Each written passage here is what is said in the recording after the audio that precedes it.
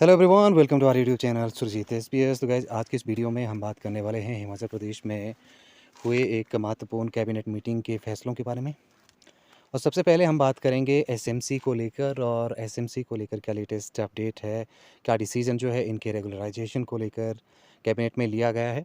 इसके अलावा और भी अन्य फैसलों पर हम चर्चा करेंगे। तो चलिए वीडियो स्टार्ट करते हैं। वीडियो स्टार्ट करने से पहले यदि आप में से कोई हमारे यूट्यूब चैनल पर नया हो तो ज़रूर चैनल को सब्सक्राइब कर लीजिएगा, क्योंकि यहाँ पे आपको एजुकेशन से संबंधित जो भी अपडेट हैं वो आपको अवेलेबल यहाँ पे हो जाते हैं। ठीक है, देखिए एसएमसी टीचर्स की बात करें तो काफ़ी होपफुल थे वो कि उनके रेगुलराइजेशन का जो कोई इंटरमीडिएट जो एक मेथड है या मीडियम है वो उनको मिलेगा। लेकिन इस बार जो इसमें रेगुलराइजेशन में जो फ़ैसला लिया गया है वो बहुत ही एक अच्छा फ़ैसला यहाँ से मैं कहूँगा, क्योंकि अब परीक्षा यानी कि एग्ज़ाम के माध्यम से जो एसएमसी के जितने भी टीचर्स हैं, जो कि लगभग 2600 के करीब है, उनकी जो नियुक्ति है वो अब एग्ज़ाम के माध्यम से ही होगी, यदि वो रेगुलराइजेशन की तरफ जो है वो जाना चाहते हैं तो।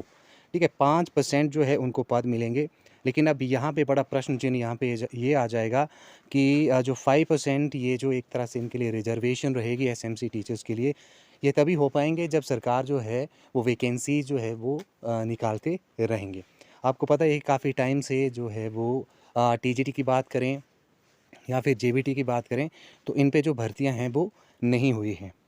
अब ऐसे में एसएमसी शिक्षक जो हैं थोड़ा-सा अपने आप को डिस्कम्फ़र्ट में पाएँगे, क्योंकि वैकेंसीज़ पे अब उनको जो है वो रिलाई करना पड़ेगा। और दूसरा इम्पॉर्टेंट यहाँ पे कंपोनेंट जो है वो एग्ज़ाम का भी जोड़ दिया गया है। देखिए एलडीआर की बात करें तो एलडीआर को थोड़ा डिटेल में हम समझा देते हैं। देखिए एलडीआर लिमिटेड डिपार्टमेंटल एक तरह से रिक्रूटमेंट है, जैसा एनबीएस या फिर केवीएस में होता है। ठीक है, एनवीएस और केवीएस में इस तरह के डिपार्टमेंटल एग्ज़ाम जो हैं वो होते हैं। ठीक है, तो एनवीएस और केवीएस में ये है कि इनकी वैकेंसीज़ अलग से जो है वो रिलीज़ की जाती है, क्योंकि ये दोनों जो डिपार्टमेंट है, चाहे केवीएस की बात करो एनवीएस की बात करो, बहुत बड़े लेवल के हैं। तो शायद यहाँ पे हिमाचल प्रदेश में इनके अलग से जो वैकेंसीज़ हैं जो, या फिर बात करें हम अलग से रिक्रूटमेंट का प्रोसीजर ना हो, जो भी पद आएंगे उनमें से ही इनको जो है वो 5% दिए जाएँ। तो अब उनको जो है वो एग्ज़ाम के माध्यम से ही एक तरह से गुज़रना पड़ेगा। और एसएमसी टीचर्स को शायद ये पता था कि नहीं था, वो हम नहीं कह सकते हैं। लेकिन सुप्रीम कोर्ट की भी गाइडलाइंस हैं कि बैकडोर एंट्री से जितने भी टीचर्स हैं उसमें एसएमसी के टीचर्स आते हैं तो उनको जो है वो आप रेगुलर नहीं कर सकते। और सरकार ने भी लॉ विभाग से और कार्मिक विभाग से सजेशन के बाद, उनकी एडवाइसेस के बाद ही ये फ़ैसला लिया है एग्ज़ाम कराने का। तो अब यहाँ पे एक तरह से एसएमसी वालों को रेगुलर होने के लिए हार्ड वर्क यहाँ से करना पड़ेगा।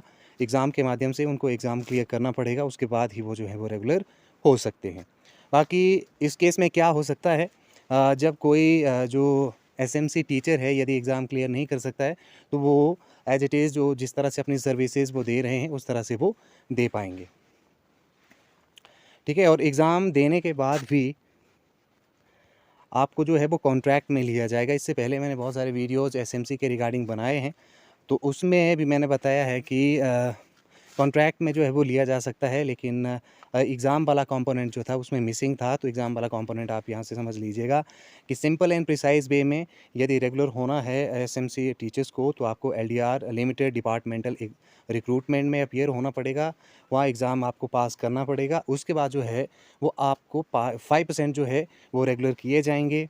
ठीक है, जो एग्ज़ाम नहीं कर पाते हैं क्लियर, वो वैसे ही अपनी सर्विसेज देते रहेंगे जैसे आप लोग अभी देते हैं। ठीक है, तो बहुत बड़ा यहाँ से फ़ैसला जो है एसएमसी के लिए यहाँ पे सुनाया गया है। अब नेक्स्ट बात कर लेते हैं, आईटी टीचर्स की बात करें तो इनको भी जो है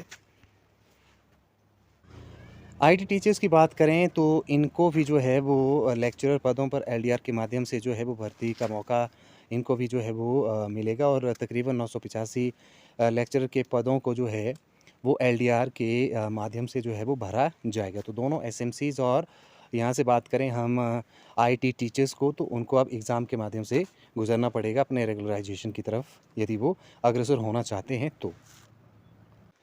अब बात करते हैं महिलाओं को जो 1 अप्रैल से 1500 रुपये मिलेगा। तो ये फ़ैसला मैंने आपको बताया था वीडियो बना के कि 1-2 दिन पहले ही कैबिनेट से पहले ही जो है सीएम साहब ने ले लिया था। कि 1 अप्रैल 2024 से सभी 18 से 60 महिलाओं 60 साल की महिलाओं को जो है वो 1500 रुपये मिलेगा। अब ये उनको मिलेगा, जैसे इसके बारे में मैंने वीडियो में बताया है। इसका जो एक तरह से परफॉर्मा है वो भी रिलीज़ कर दिया गया है और ये उन्हीं को मिलेगा जो कि सबसे पहले तो निर्धन फैमिली को बिलोंग करती हूँ और इसके अलावा वो किसी भी तरह की पेंशन ना लेती हूँ। और ये इन शॉर्ट आप कह सकते हैं कि गरीब महिलाओं को जो है ये एक बहुत ही बेनिफिशियल स्कीम जो है गवर्नमेंट के द्वारा चलाई गई है।